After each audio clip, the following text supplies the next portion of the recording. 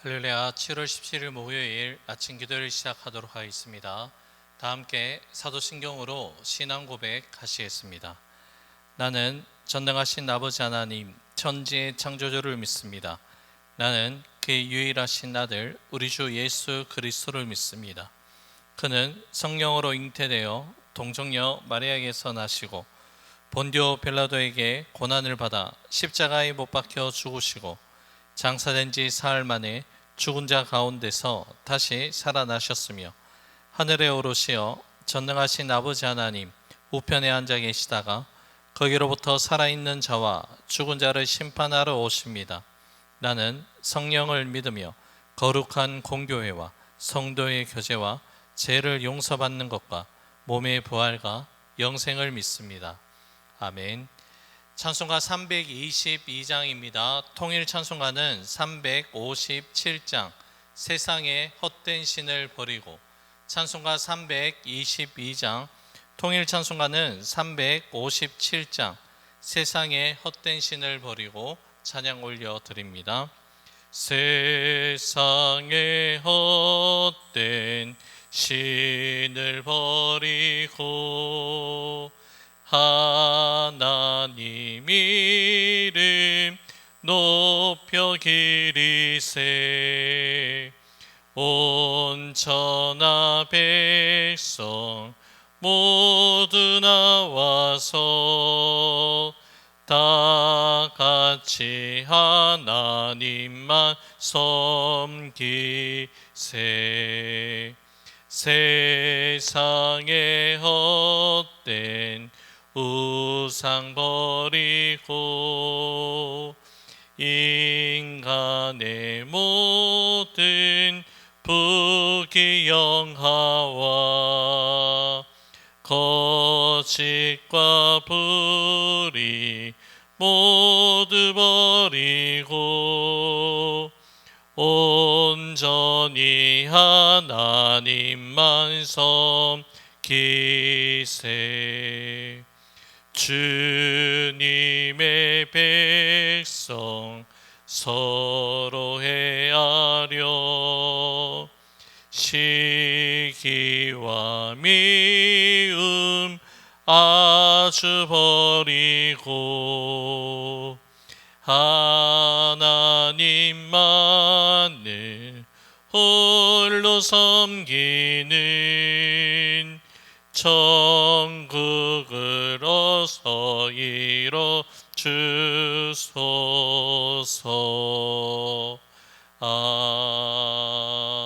아멘.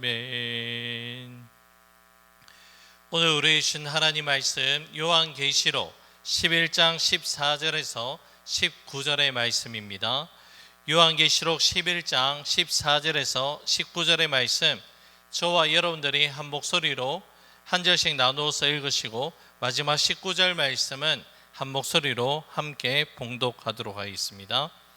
둘째 화는 지나갔으나 보라 셋째 화가 속히 이르는도다. 일곱째 천사가 나팔을 불매 하늘에 큰 음성들이 나서 이르되 세상 나라가 우리 주와 그의 그리스도의 나라가 되어 그가 세세토록 왕노릇 하시리로다 하니, 하나님 앞에서 자기 보좌에 앉아있던 24장로가 엎드려 얼굴을 땅에 대고 하나님께 경배하여 이르되 감사하옵나니 옛적에도 계셨고 지금도 계신 주 하나님 곧 전능하신 이여 친히 큰 권능을 잡으시고 왕노릇 하시도다. 이방들이 분노하매 주의 진노가 내려 죽은 자를 심판하시며 종 선지자들과 성도들과 또 작은 자든지 큰 자든지 주의 이름을 경외하는 자들에게 상 주시며 또 땅을 망하게 하는 자들을 멸망시키실 때로소이다 하더라. 이에 하늘에 있는 하나님의 성전이 열리니 성전 안에 하나님의 언약궤가 보이며 또 번개와 음성들과 우레와 지진과 큰 우박이 있더라. 아멘. 오늘 본문이 시작되는 14절의 말씀은 이렇게 말씀하고 시작합니다. 둘째 화는 지나갔으나 보라 셋째 화가 속히 이르는도다. 요한계시록 8장 13절 말씀에서 예고된 세 화 중에 두 화가 끝이 났지만 아직 하나가 더 남아있다는 것을 말씀하고 있습니다. 첫째 화가 다섯째 나팔과 연결이 되어 있고 둘째 화는 여섯째 나팔과 연결이 되어 있었습니다. 이제 마지막으로 남은 하나의 화가 곧 닥칠 것이라는 그 선언의 말씀입니다. 화에 대한 선언은 심판을 강조하며 나팔 심판은 바로 두려운 하나님의 심판을 계속해서 보여주는 것입니다. 그러나 일곱째 나팔이 불리며 기대치 않은 그 장면이 펼쳐지게 되는데요. 본문 15절의 말씀입니다. 일곱째 천사가 나팔을 불매 하늘에 큰 음성들이 나서 이르되 세상 나라가 우리 주와 그의 그리스도의 나라가 되어 그가 세세토록 왕노릇 하시리로다 하니 14절에서 셋째 화가 곧 닥칠 것이라고 말씀하였기 때문에 일곱째 나팔이 불 때에는 화가 닥칠 것으로 예상이 되었지만 요한은 하늘로부터 하나님을 경배하는 그 찬양을 듣게 됩니다. 바로 세상 나라가 우리 주와 그 그리스도의 나라가 되어 그가 영원토록 왕노릇 하신다라는 이 음성의 고백이 하늘로부터 들려오게 됩니다.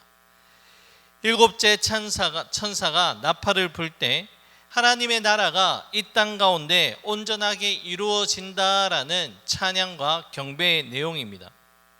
이들만 아니라 하나님 앞에 있었던 24장로들도 하나님께 엎드려 경배하며 하나님의 전능하심과 크신 권능을 소리 높여 찬양을 하는데요. 본문 16절과 17절의 말씀입니다. 하나님 앞에서 자기 보좌에 앉아있던 24장로가 엎드려 얼굴을 땅에 대고 하나님께 경배하여 이르되 감사하옵나니 옛적에도 계셨고 지금도 계신 주 하나님 곧 전능하신 이여 친히 큰 권능을 잡으시고 왕노릇 하시도다. 아멘. 하늘의 음성을 듣고 보좌에 앉아있던 24장로가 엎드려 얼굴을 땅에 대고 하나님께 경배합니다. 경배와 찬양의 고백은 옛적에도 하나님이 계셨고 지금도 계신 주 하나님에 대한 그러한 경배의 내용입니다. 모든 우주 만물을 창조하시고 모든 역사를 주관하시는 하나님에 대한 최고의 경의를 지금 표하고 있습니다. 로마 황제 가이사와 그 배우인 사탄이 결코 받을 수도 없고 받아서도 안 될 천상의 경배를 지금 올려드리고 있습니다. 24장로의 찬송은 하나님이 약속하신 대로 큰 권능을 잡으시고 원수를 물리치시고 영원한 통치를 세우셨기에 하나님을 찬송함이 합당하다라는 믿음의 고백입니다. 짐승은 패배하고 하나님의 나라는 더욱더 견고하게 세워지며 그 나라와 그 백성을 통치하시는 하나님만을 높여드립니다라는 이러한 경배의 고백입니다. 이러한 천상의 경배와 믿음의 고백은 아직은 이 땅에 속하여 있는 믿음의 백성들을 향한 분명한 메시지가 또한 담겨져 있습니다. 지금 당장은 불의가 정의를 이기고 악이 선을 이기는 것처럼 보인다 할지라도 반드시 악은 심판되고 하나님의 주권은 온전하게 세워진다라는 그 중요한 메시지가 이 가운데 담겨져 있습니다. 24장로들이 경배한 하나님은 과거에도 현재에도 미래에도 세상보다 더 크신 주님으로 계신다는 그러한 고백이죠. 자, 24장로들이 하나님을 찬양하며 경배를 하는데 이방들의 반응은 다음과 같이 나타납니다. 본문 18절 말씀입니다. 이방들이 분노하며 주의 진노가 내려 죽은 자를 심판하시며 종 선지자들과 성도들과 또 작은 자든지 큰 자든지 주의 이름을 경외하는 자들에게 상 주시며 또 땅을 망하게 하는 자들을 멸망시키실 때로소이다 하더라. 아멘. 하나님의 통치가 시작되자 이방은 분노합니다. 본문에서 이방은 바로 하나님을 대적하는 악의 세력을 가리킵니다.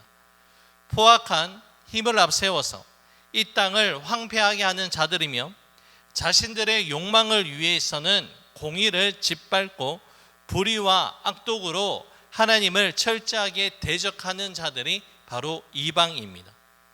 그들이 분노한 이유가 무엇입니까?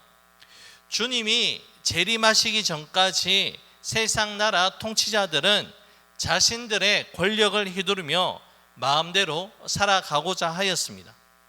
하지만 우리 주님께서 보여주시는 예언의 말씀을 보니 주님께서 오셔서 세상을 통치하게 되시니 자신들의 설 자리가 없게 되는 것을 알게 되고 지금 분노하게 되는 것이죠. 하나님을 경외하며 하나님의 통치를 인정하는 자들은 하나님의 통치와 주권에 대한 찬양과 경배를 올려드리지만 하나님의 통치를 인정하지 않는 자들은 분노하게 됩니다. 우리 주님이 다시 오셔서 모든 것을 회복하신 그날은 주님을 경외하는 자들에게는 기쁨과 감사, 환희의 순간이지만 주님을 대적하며 살아가는 자들은 그들이 분노한 만큼 심판의 숯불을 자신의 머리 위에 쌓게 되는 날이라는 것이죠. 본문 19절의 말씀은 다음과 같이 이어집니다. 이에 하늘에 있는 하나님의 성전이 열리니 성전 안에 하나님의 언약궤가 보이며 또 번개와 음성들과 우레와 지진과 큰 우박이 있더라. 이제 하늘에 있는 하나님의 성전이 열립니다. 사도 요한이 하나님의 성전이 열릴 때에 하나님의 언약궤를 보게 됩니다. 하나님께서 사도 요한에게 이러한 환상을 통해서 하나님의 언약궤를 보여주신 이유는 너무나도 분명합니다. 하나님께서 하나님의 백성과 맺으신 언약이 성취된다는 것, 반드시 이루어진다는 것을 사도 요한에게 보여주신 것이죠. 여러분, 하나님께서 하나님의 백성들에게 맺으신 언약은 반드시 이루어집니다. 하나님의 언약을 믿고 지킨 사람은 하나님께로부터 은혜와 영생을 얻게 되지만 하나님의 언약을 지키지 않는 사람은 반드시 심판의 자리에 앉을 수밖에 없습니다. 사도 요한이 언약궤 외에 또 다른 것을 본 것이 있습니다. 번개와 음성들과 우레와 지진과 큰 우박입니다. 이러한 말씀은 바로 하나님의 심판을 상징합니다.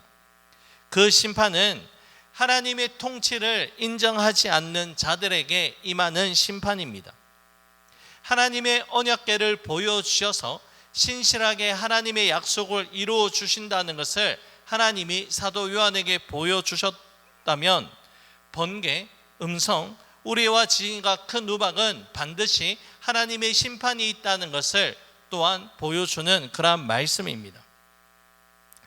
우리가 하나님의 통치를 인정하며 주님께서 주신 사명을 감당했던 선지자들과 성도들과 주님의 이름을 경외하는 사람처럼 일생을 살아간다면 저와 여러분들은 주님께서 다시 오실 날에 심판을 두려워할 이유가 전혀 없음을 우리는 바라볼 수 있습니다. 이제 오늘의 말씀을 맺고자 합니다. 일곱째 천사의 나팔이 불리는 그날은 하나님의 최종 심판이 시작됩니다. 하나님의 심판의 날은 참으로 두려운 날이 될 것입니다. 하지만 우리가 하나님의 언약을 잘 지키고 하나님을 경외하며 살아간다면 그날은 두려운 날이 아니라 기쁨과 감사의 날이 될 줄로 믿습니다. 예수님께서 산상수훈의 결론의 말씀을 전하신 것처럼 하나님의 말씀을 듣고 준행하는 자는 반석 위에 집을 세우는 자이지만 하나님의 말씀을 듣고도 준행하지 않는 자는 모래 위에 집을 짓는 자와도 같다는 것을 반드시 기억하시기 바랍니다.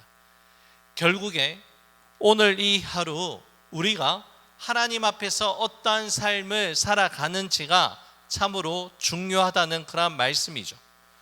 오늘 주어진 모든 삶의 모습들 가운데서도 믿음을 지키고 하나님 말씀을 준행함으로 말미암아 반석 위에 견고하게 오늘 이 하루를 세워나갈 수 있는 그러한 은혜가 있기를 주님의 이름으로 간절히 축복합니다. 기도하겠습니다. 고맙고 감사하신 사랑의 주님, 언약의 백성이라는 이름만 내세우는 자들이 아니라 하나님의 언약의 백성으로서 언약을 잘 준행하고 하나님을 경외하며 살아갈 수 있는 우리 모두가 될 수 있도록 역사하여 주옵소서. 모든 것 주님께 감사드리오며 예수님 이름으로 기도 올려 드립니다. 아멘. 하늘에 계신 우리 아버지, 아버지의 이름을 거룩하게 하시며 아버지의 나라가 오게 하시며 아버지의 뜻이 하늘에서와 같이 땅에서도 이루어지게 하소서. 오늘 우리에게 일용할 양식을 주시고 우리가 우리에게 잘못한 사람을 용서하여 준 것 같이 우리 죄를 용서하여 주시고 우리를 시험에 빠지지 않게 하시고 악에서 구하소서. 나라와 권능과 영광이 영원히 아버지의 것입니다. 아멘. 개인적으로 기도하는 시간을 가지도록 하겠습니다.